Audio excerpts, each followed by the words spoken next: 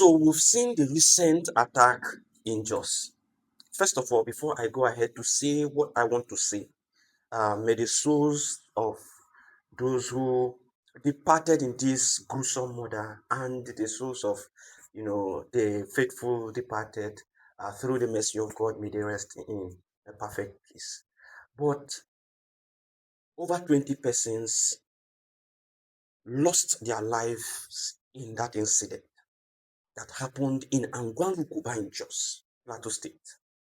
And the reason why I want to weigh in on this is because I have lived in Jos for over 10-15 years, so I understand the peculiarities and how Jos functions. But one of the more reasons why I am here to speak is because of the statement or the position taken by one special assistant, former special assistant to the former president Muhammad Buhari in the person of Bashir Ahmed. What happened? Bashir Ahmed, after this incident, came out to posted on his social media handle on X, former Twitter, stating that a certain foreigner needs to be immediately arrested and looked into, that this young man is trying to incite violence in the country. Now, what did this young man say? This young man is known as Alex Babir. What did this young man say? After this attack, the young man went to the community and discovered what happened. And then he came out to say that Tinubu needs to come out to say something. Tinubu needs to do something to protect his people. That this is, a religious attack on the Christian people. He went ahead to say this is a religious attack on the Christian people. And then Ahmed Bashir came out to say that this guy is trying to incite violence and that the relevant authorities should swiftly apprehend this guy and take necessary measures to make sure that they silence him. Why am I saying this? Why have I come out to say this? Those of you who live in Jos, who understand Jos, who knows what is happening in Jos, you will be able to confirm for a fact that Jos, be it knowingly or unknowingly, have been divided into three parts. The first part predominantly occupied by Muslims, the second part predominantly occupied by Christians, and there's a middle part that is, so to speak, a central area for business. The areas such as Terminus, Lampang Street, Panyam Street, what is it called, the Bank Road, where most banks are situated. Those areas are seen as central areas where everybody can come, meet, do business, and go back. But there is a predominantly, a Muslim occupied area, and there's an area that is predominantly occupied by the Christians. Now, Angwarukuba is not a village.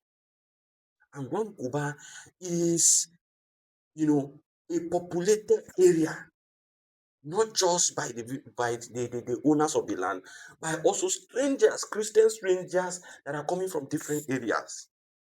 Igbos are living there, Yorubas are living there, TV, South area, all of them, they are living there. Christian predominated areas. And then from the eyewitness account, these people came in at night, waited when there was, power outage, and then they were on black, and they came in and began to spray bullets. There was an attack yesterday, right? Yesterday around 7 to 8 in the night. There was no light, so these people entered with black clothes and they were firing people as in street swords on rapid. A lot of people have to flee for their life. As in, this thing was not good at all. It wasn't good at all. Plateau State was not. It was not Plateau State. This is not a village, right? This is not a village.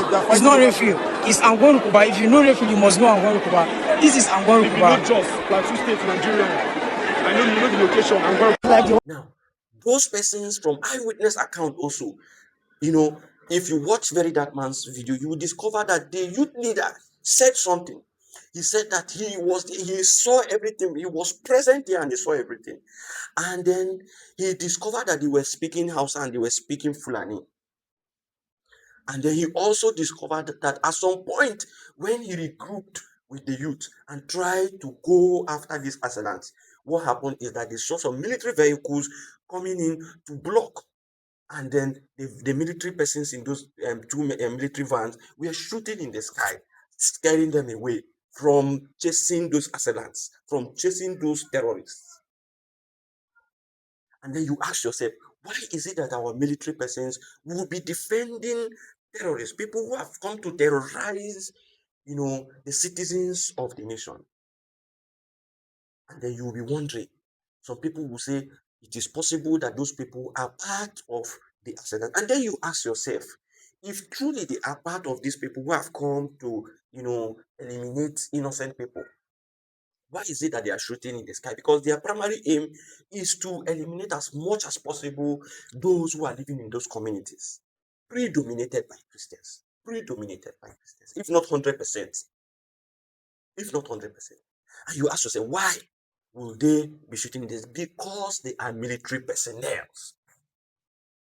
Because they are military personnel, they just came to do an assignment. Our assignment is to protect those people who have come to eliminate the innocent people. So the reason I'm telling you this is because of the statement of Bashir Ahmed, who said that this young man who is saying that this is a Christian persecution, that this young man this foreigner needs to be arrested, that he is trying to incite violence. But the truth remains that it is a Christian persecution. Because how would you tell me you are speaking Fulani and Hausa and then you carry guns and go to a Christian predominated area and you just spray indiscriminately, you are just shooting because you know that anybody that the bullet meets is going to definitely be a Christian. So what is it? It is a Christian, genocide.